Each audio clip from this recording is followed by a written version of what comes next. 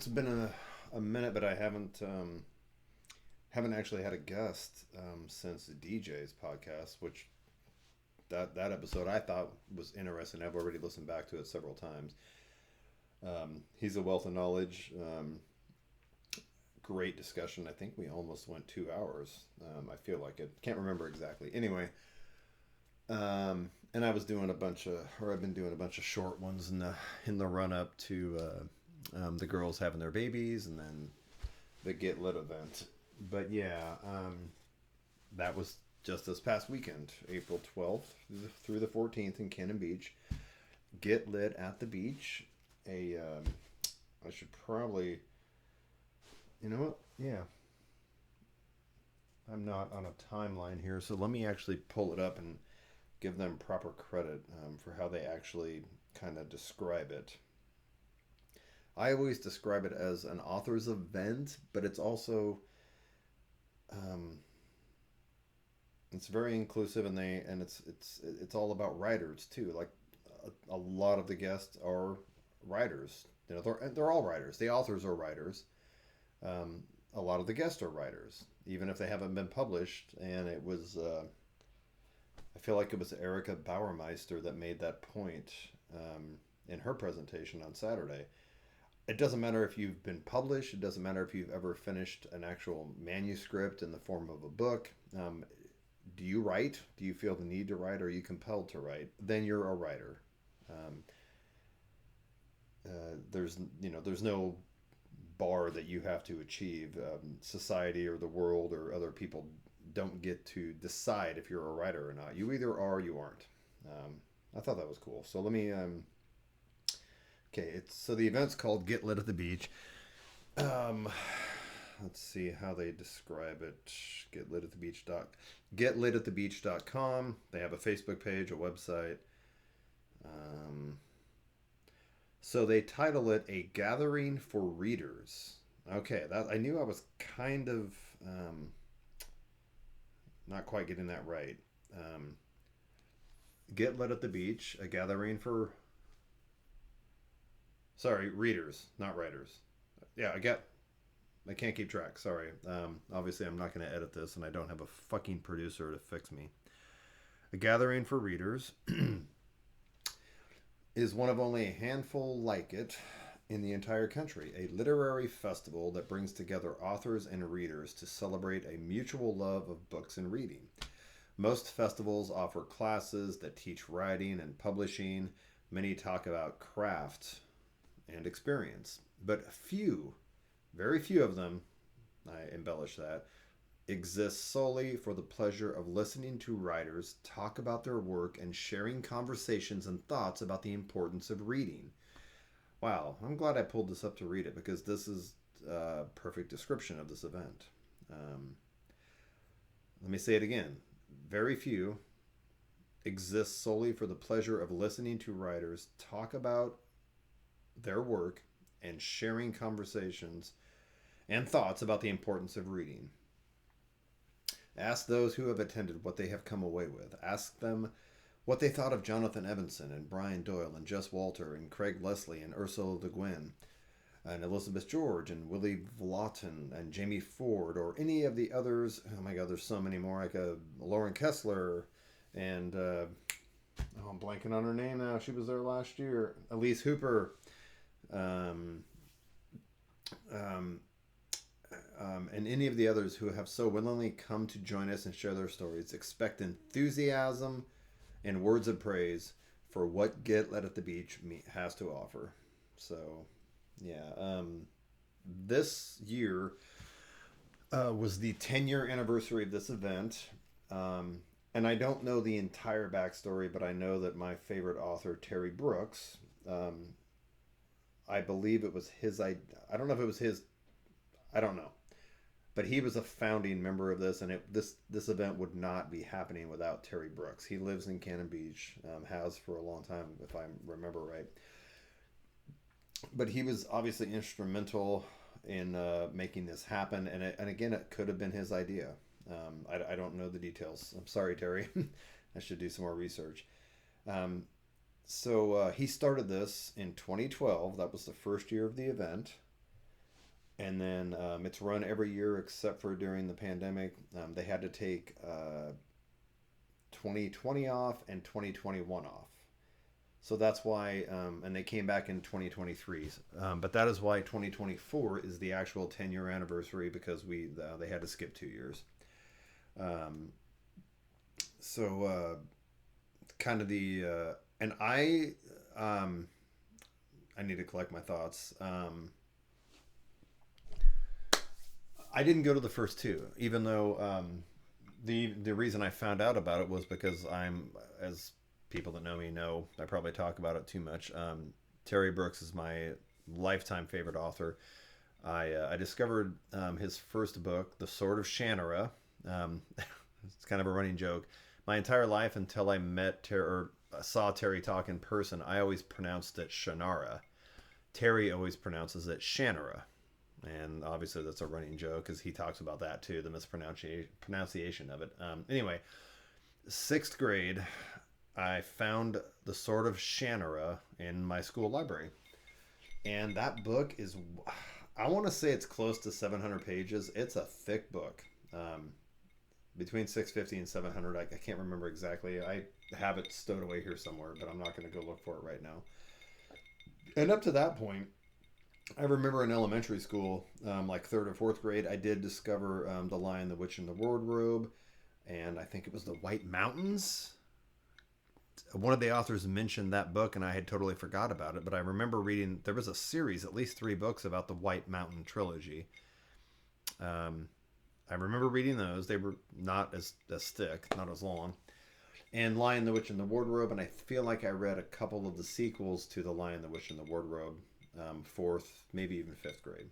But yeah, I stumbled across the Sword of Shannara, sixth grade, and I remember it was weird because I was like, oh my gosh, this is such a long, thick book. What am I doing?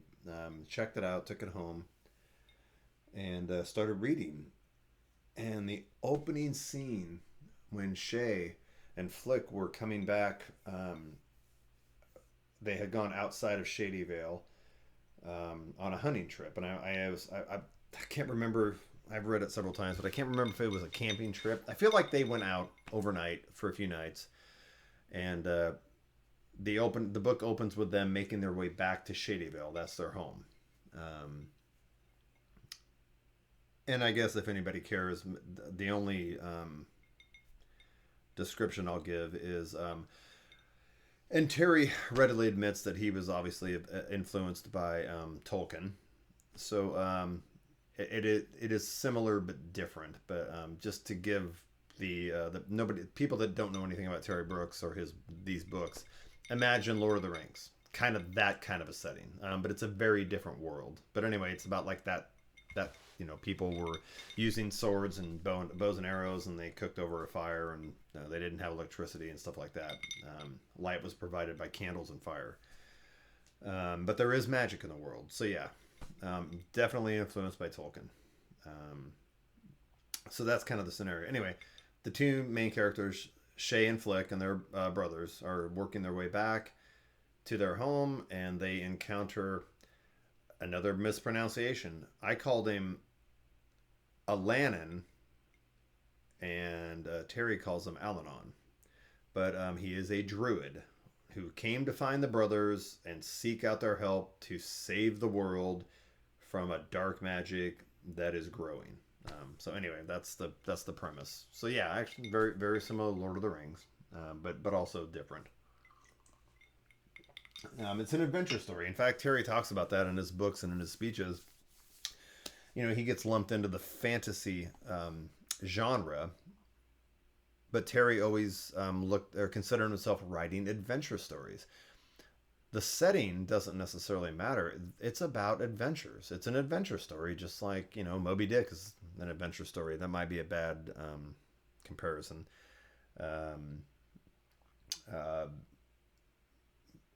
I mean, you can have contemporary adventure stories. You can have adventure stories set in the Wild West.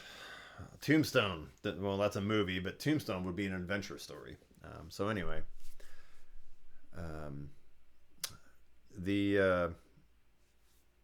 The Avengers, even though it's science fiction, you would call it, and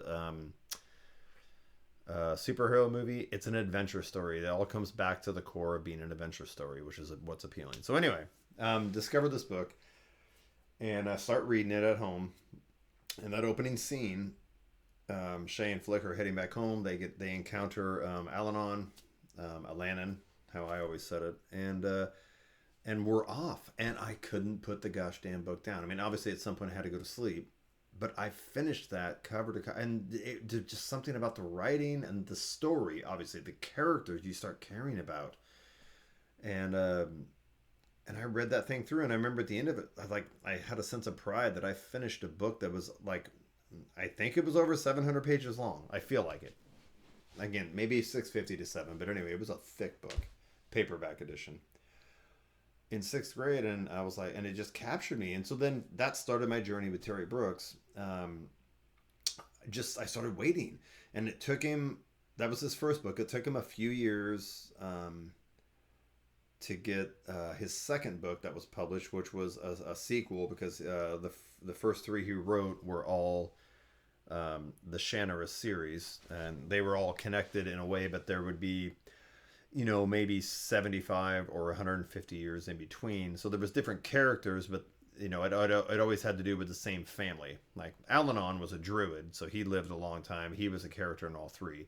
But the Shay Omsford and Flick Omsford family, it was always the next generation or several generations later, where Alanon had to come back to the Omsfords in need of their innate magic that they were born with to help save the world again from another threat. So yeah. Anyway, I was hooked after that first one, and I would just keep waiting for the next book. Second one was the Elfstones of Shannara. The third one was the Wish Song of Shannara. And then I'm not going to go through his whole book list, because he's got over 48 published books, I think. Yeah, an incredibly prolific writing career, and he's still writing. So anyway, and the Shannara series has only expanded and kept going, and he's written other totally different unrelated books in different worlds. Anyway, so I'm hooked. Terry lives in Cannon Beach, starts this Get Lit at the Beach readers event. Starts in 2012. And I don't remember if I heard about the first one, but I know that I didn't get a chance to go the first time until 2014. And it's almost always, except maybe 1 year, it's always been in April, which is around my birthday, which is good timing. But the first year I went by myself. Me and Pam were still in the rental, actually. And I think she had to work, or there was some reason she couldn't go, or whatever. So I went by myself. Third year of the event, so I missed the first 2 years. Go the third year, and I've told this story to people in person, but it's Friday night. You have a reception at like 5 or 5:30 p.m. at the Cannon Beach. It's like the community center. It's a building, public building for Cannon Beach. The authors and all the guests check in. They get their little gift bag. They get their credentials, like a lanyard around their neck with their name on it that says Get Lit. So the authors and all the guests get to mingle. Light hors d'oeuvres and beverages are served. You hang out for an hour, and they've expanded that now, because in later years after that, then you go across the street to either like one of the bookstores, or you go to the library and you hear like one author talk, like I don't know if they're local authors, but they're not authors that are going to be speaking at the main event on Saturday or whatever. But they'll bring in authors to do a little 30 or 45 minute talk, and then after the library or the bookstore, then you go to there's a whiskey bar there, or you go to the wine shack. The amazing Stephen, who owns the wine shack, and he'll host another author talk. So that's all Friday night. Get up on Saturday morning, usually around 9:30. The format was a little, and I'll get into this later. The format was different, was unique this year because it was the 10-year anniversary. But normally 9:30 or 10 a.m. And it's always at the Surf Sand Hotel and Resort in Cannon Beach. Beautiful location. They have a second floor ballroom, which is perfect. It's a very large vaulted ceiling room with a great windows and a view of the ocean. You can see Haystack Rock. So it's a long rectangular banquet room, but for the daytime function, they will partition off half the room, so it turns into two square rooms. Line up, seats, rows and seats facing a podium, and you'll have one author start the morning session, and they get to talk for 30 to 45 minutes. Then they'll take questions, and then we take maybe a 20 or 30 minute break, and they go on the other side of the partition wall, and we'll have tables set up with all of the author's books. They're always displayed, no matter who's talking. All the author's books are displayed all weekend. And after giving the presentation and taking questions, that author will go sit at the table, and he's willing, to talk, to greet people and sign books if they want to buy it. So the typical, meet your author and have them sign your book. Then we move on to the second author. Same scenario. Break for lunch. Come back in the afternoon, 1 or 1:30 maybe. Have an afternoon author do the same scenario. Speak, take questions, meet and greet, sell books. And then you break for, I think this year it was 3, but before it might have usually been. I think there's usually only one author in the afternoon, if I remember right. Yeah, because this will make him laugh, although he'll never see this. The first year that Jonathan Evanson was there, I was there too. Somebody made the joke that they decided to put Jonathan as the afternoon speaker, because after everybody breaks and goes to lunch and probably eats too many carbs, you're going to start crashing, you're going to be tired. They were like, oh, Jonathan will wake these people up. He's very animated. He's amazing. And all the authors are. So anyway, afternoon session, then you break for 2 hours, come back at like 5:30 on Saturday night, and you will have the dinner, either buffet style or plated. They've done both, but a dinner. And then after that, keynote, after everybody's actually ate, you'll have your keynote speaker, who is another author. They will give their talk, presentation, and then they'll take questions. And then we wrap the night up, usually around 8:30. Sometimes it's, I think one year it went as late as 9, but that was the latest. Wrap up for the night, and then Sunday morning at 10 a.m., Cannon Beach has a playhouse called the... I hope I'm using that word right, if that's what they're calling it still. But it's a live where they put on plays, a live theater. It's a theater for live plays, not movies, called the Coaster Theater, right there in Cannon Beach.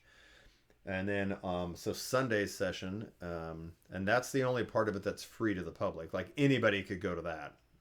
Probably a little known secret. The rest of the stuff you have to buy a ticket for, but the Coaster Theater thing on Sunday is always open to the public and free. And that's a panel discussion of all the authors. In the beginning, I believe Terry, at least the first year or two that I went, Terry would almost open the Saturday show with doing his own presentation, but now he has just graduated because, everybody knows him. He just plays MC, so he will introduce all the authors, and then on the Sunday panel discussion, all the authors will be on the stage at the Playhouse, and Terry will interview them, and they'll just have a round table discussion. And Terry obviously will come prepared with some questions, but the conversation obviously and frequently kind of just takes on its own path, and and it's always amazing. So that usually lasts for an hour and a half to 2 hours, and they're done by noon, and that's it. So yeah, I felt the need to describe this because it's really an amazing event. But the fun little story about how I became involved with it, actually I learned something just this Friday that I had no idea. This amazing person named Tracy Abel is the... God, I hope I'm pronouncing that right. I don't think it's Abel. I'm sure it's Abel. She has been the coordinator for this event, the event planner, and poor Tracy works her fucking ass off. The first 2 years, 2012 and 2013, she wasn't involved in it. And I didn't know this until this past Friday when I was talking to her as we were getting ready for the Friday reception. She came on board to help out um, to plan the 2014 event. That was the first one I went to just as a guest. So I went there. And I remember the keynote, we had the dinner and then the keynote speaker. And they were, no reason to go into details. They had some audio issues as far as, microphones and sound and speakers and some technical glitches and the people having trouble hearing the author talk or microphone problems. Anyway, so that happened the Saturday night. I went to the Coaster Theater for the panel discussion on the following Sunday. And just by being observant, I like to say, because I'm, super geek, of course, and I was just gushing because that was the first time I had ever met Terry, or it's not, I didn't get to meet him, but I had ever seen him in person. This author that I discovered when I was in 6th grade and had read all his books for 30 plus years, I was infatuated with. In a good way, not a creepy way. But I got to see, so I was starstruck.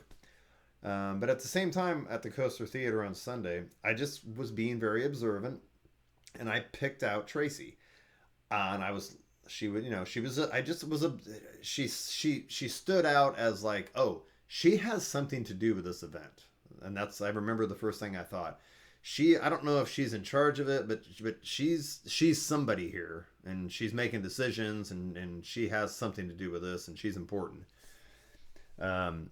So anyway, after that, go home, and totally social media stalked Tracy and found her on Facebook. And see, social media and Facebook do serve some good purposes occasionally. So I just sent her a private message. I was like, hey, I was at the event. Thought it was amazing, and I was trying to be polite. I was like, hey, I noticed you had some audio issues, glitches on Saturday, whatever. I happen to, I have my own sound system. I've been a DJ for this long. I do events and weddings and private parties. I said I would love to help out if I can. And there was even hesitation. Tracy was like, oh my gosh, that'd be amazing. You're hired. I don't know if that was the actual words, but yeah, I didn't have to sell her on it. She was like, I'd be happy for whatever help you could provide. So I did the next year, 2015. That was my first year running sound, and have been doing it ever since. And it's awesome. They put me up in a hotel there. They pay for my hotel for 2 nights, and then of course I get the Friday night thing has food, and then I obviously get a free ticket to the event, and then dinner is served on Saturday night. I don't charge them anything, of course, because believe me, the Surf Stand is a nice hotel. So I feel bad how much they have to pay for my room there. But yeah, it has just been amazing. So yeah, the point was that I didn't realize that until this past event, that the first year I went as a guest was the first year that Tracy took it over, and just kind of how fortuitous it was. That the first year we both had anything to do with it, we connected, because I stalked her on Facebook. And it's just been every year, and the experience is always amazing. It is just so cool. It's because again, it's like, people may have gone and, your favorite author might be releasing a new book, and he'll go on a book tour, and he'll show up at whatever your local bookstore is, or even the big ones. He'll announce an appearance at a Barnes and Noble. And it's just not the same. It's great, don't get me wrong. And I've gone and seen Terry and other authors. I've seen Amy Stewart. I've seen Jonathan Edmondson at Powell City of Books and stuff like that. But the intimacy and the relaxedness of this, I guess because it's not a public thing, you have to pay for a ticket to be there, and it really is. I forgot how they described it. It's the authors. I feel like the authors let their guard down a bit, and they share things they wouldn't necessarily share in some of those other formats. So yeah, it was incredible. I did. And it's funny because it is such an absolute pleasure.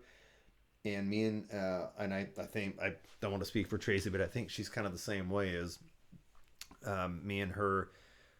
Especially, believe me, she has more shit to worry about than I do. But I am so OCD and I want everything to be perfect with the audio and the sound that I'm just like minuscule details. I'm like, the microphone placement has to be perfect, and I want everything to be a seamless transition from when Terry introduces them to when the author goes up to talk, and the mic level has to be just perfect. Um, and I don't want to have to adjust anything in the middle, but sometimes some of the authors will be a little mic shy, or not even shy. They just maybe just not aware that they start moving away from the mic, and I can't. I don't want to run up in the middle of their talk and adjust the volume, and then sometimes if I do, just by nature, if I keep turning it up a little bit, then they might just start unconsciously start moving the mic farther away from their mouse. So then it's kind of it serves no purpose to do that. Um, and I'm sure everything has actually been great. But I'm OCD about it, and I'll stress about everything. And Tracy, I've learned all these years of working with. This was my 7th year doing the event, and every year, like, it's one time a year. I see Tracy one time a year. I mean, we obviously communicate for the planning, but I see her one time a year, and every year we hang out a little bit more and get to know each other more. And I can tell. I even told her this year, I was like, we both need to learn to just relax and enjoy this event, but because we stress about it so much, because we care and we want it to be perfect. Um, and but I do believe that we both are good at get everything ready, but once the author starts talking, and it is that hour and 10 minutes of their presentation and their Q&A, me and Tracy both find a chair. I do a lot of standing, but we both stop and just listen and just enjoy the event, and take everything in. I have, from all the authors over the 7 years I've been there, every single one of them, and I'm not making this up, I have not been bored or disinterested in any of them, and that's, what is that going to be? I mean, not to mention the Friday night authors. So we're getting, 7 to 9 authors every year. Every one of their presentations has been intriguing, and I learned something from it. I was never bored. I never felt the need or even the desire to just leave.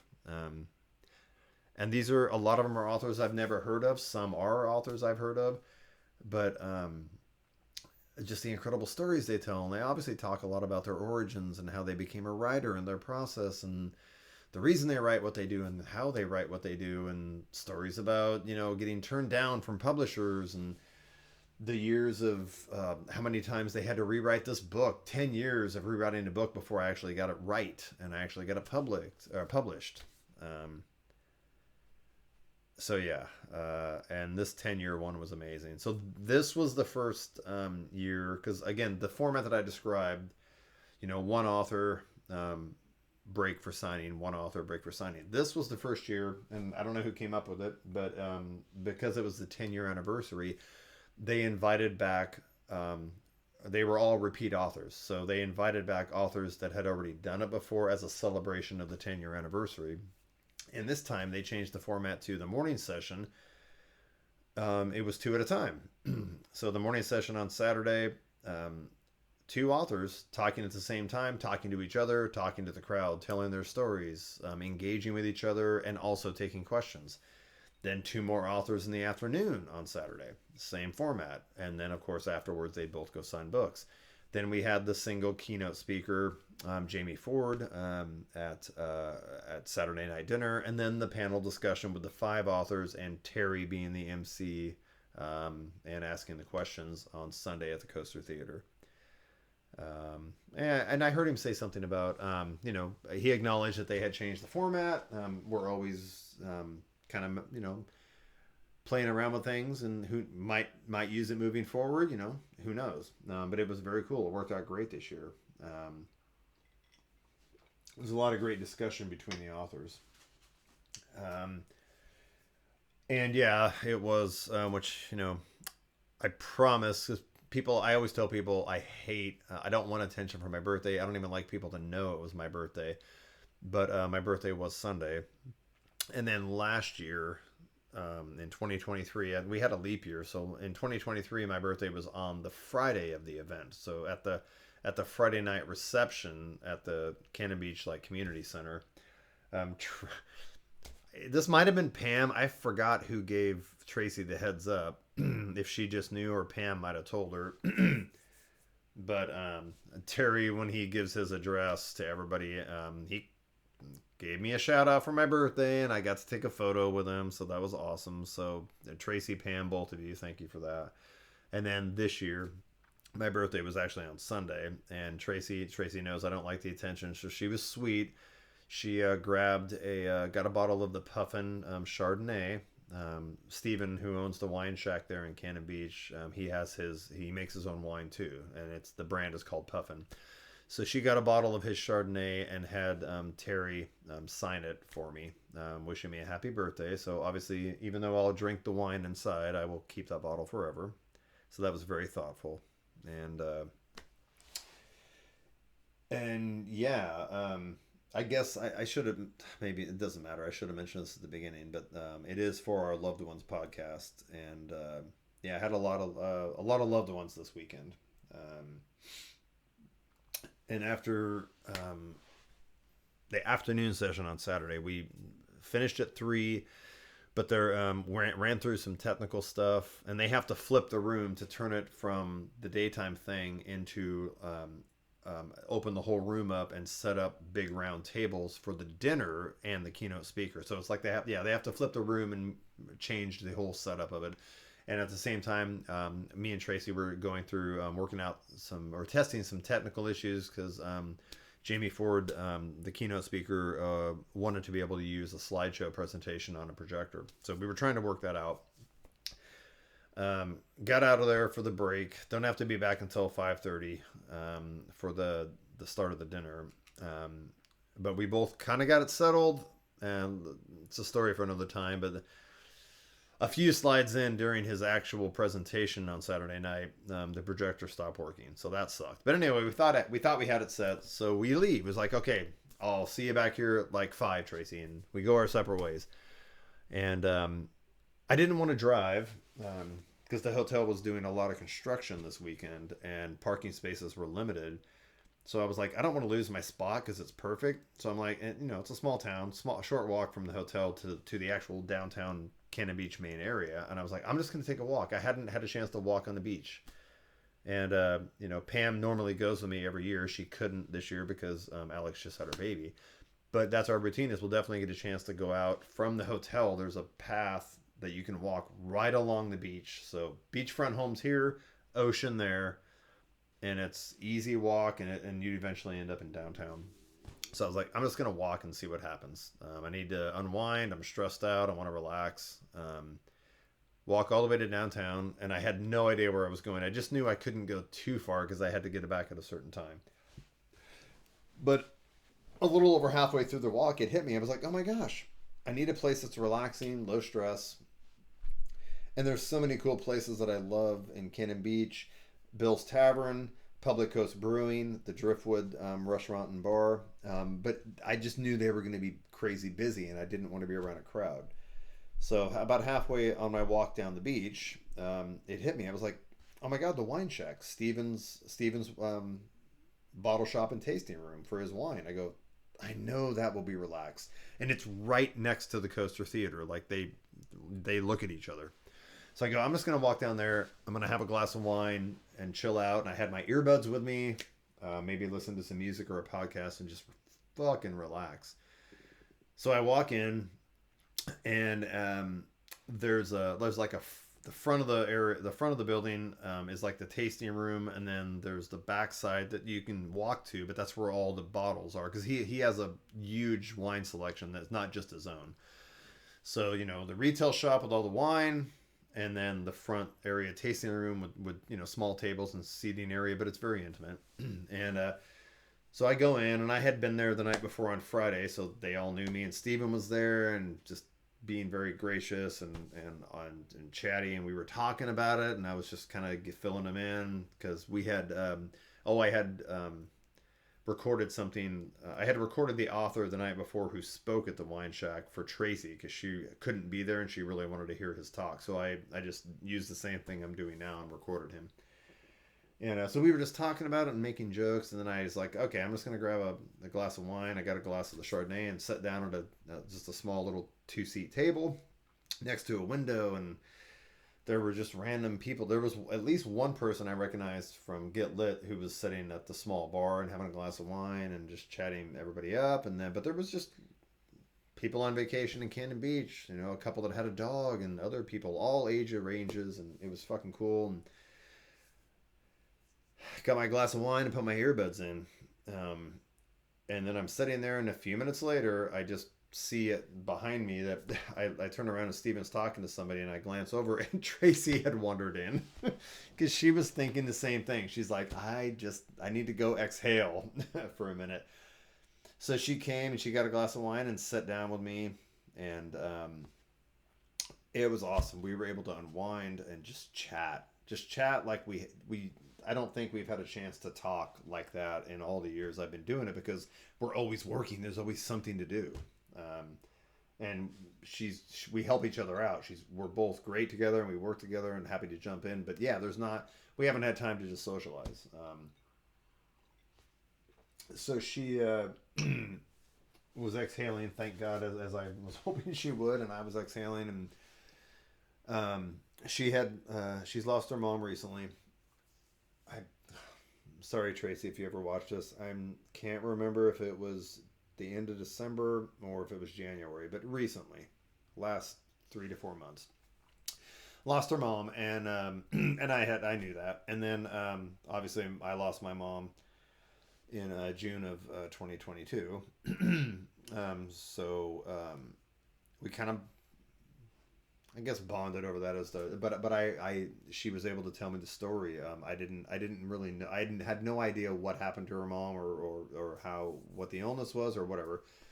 But yeah, she shared everything with me, and it was amazing to hear her talk about it. And we connected on that because it's still fresh for me, and it definitely changes you in a lot of good ways. I think there's a sadness there, but so that was awesome. And chilled out for I don't know, half an hour there, and at some point I was like, okay, I'm walking back, so I better leave. It's going to take me a little bit to get back there. So walked back to the hotel, and I think I went to the room and freshened up, and then went to the Saturday night part of the event. And it was awesome, other than that glitch where poor Jamie Ford only got to go through 3 or 4 slides before the projector died, and that sucked. But he was seamless in his transition. He obviously came prepared. Every slide that was going to be on the projector, he had printed hard copies of. So he was able to just go into his satchel, grab the paper. I shut off the projector so the light wouldn't be a distraction. And he just finished his presentation amazingly. And it was awesome. So, yeah. Great event. Again, I look forward to it every year. And I told Tracy we really have to learn how to relax and enjoy this more than we do, but I don't know if that's going to be possible. Can't wait for next year. It's a whirlwind weekend, but I always appreciate it. And then Sunday being my birthday, it started off with the gift from Tracy and Terry signing that bottle of wine. That was awesome. And then I got to head back. Funny side note, I have to pack all 4 of my speakers for this event because it's a big room. So 4 big passive speakers. I don't know if you can see that one. One's on the floor there. It's kind of dark, but that's one of them. But 4 big speakers on sticks to fill up the room. Not to mention my mixer, luggage, the speaker stands, 4 of those, at least 1 mic stand, bags of speaker cables and XLRs, and a cooler, and my laptop bag with all that audio equipment in it, my computer and stuff. And I fit all that into that gosh damn Prius C. I was actually really impressed. I could get all 4 of those speakers into a Prius C.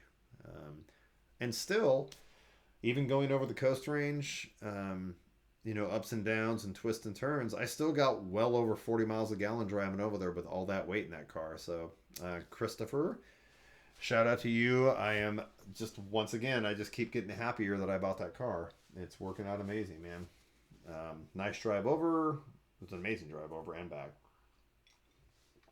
But yeah, come back Sunday after that, unload stuff, and then I got to hang out with Pam. We went out to Magnolia's, little appetizer and some drinks. Got to spend some time with, and she did. I'm not. One of my podcasts in the future, I'll model what she got me for my birthday. It'll be super awesome. But don't have to talk about it now. So hung out with Pam, got to see her, and then I went down to Chris and Alex's house later Sunday evening, and they made me an amazing dinner, and got to visit with them. So yeah, it was kind of the perfect fucking birthday. I mean, and I even told Kristen, it was like the last thing I wanted to do on my birthday on Sunday after that weekend. I definitely didn't want to go out anywhere. I didn't want to go to a fucking bar. I didn't want to do anything that was high energy. So it was perfect. Just chilling out with Pam, and then chilling out with Alex and Kristen at their house, having a good dinner and relaxing. And then I came back, and I think I was in bed by 9:15 on Sunday night. God, it was an amazing birthday. Does that mean I'm old? Or is it just the fact that I'm 52? Is that what makes me old? But yeah, I'm finally 52. I still fucking feel 30. I hope that never changes. Yeah, and then of course I said this a little bit ago that I don't like the attention on my birthday, but there were so many kind things happening over the weekend. Well, and especially on Sunday with the gift of the bottle that I just wanted to share it as an appreciation to Terry and Tracy and all that. So once I posted that, then the fucking world knows that it's my birthday. So I wasn't doing it for the attention, but I just wanted to show appreciation to these people. But yeah, the last thing I wanted to do was go out. I just wanted to relax and chill. I had a great birthday. That was awesome. Oh, and then, but what I was going to say was, since I did make that post on social media, that a bunch of my coworkers, Catabog, Daniel, I'm talking about you, he had to announce it when he got to work today. So then everybody's like, what? It was your birthday? And oh my gosh. And Elena's so sweet. She was like, well, you don't act like you're 52. It's fine. We don't think of you as 52. Like, I know. I act like I'm a fucking 16-year-old punk. So, still working on that,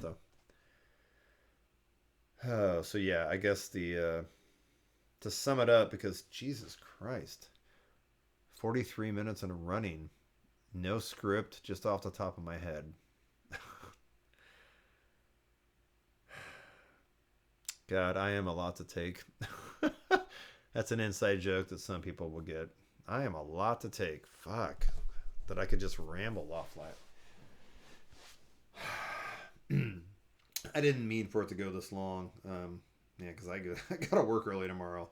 So I'm going to call it here because I got to get some sleep. But yeah, I just wanted to share the experience of Get Lit.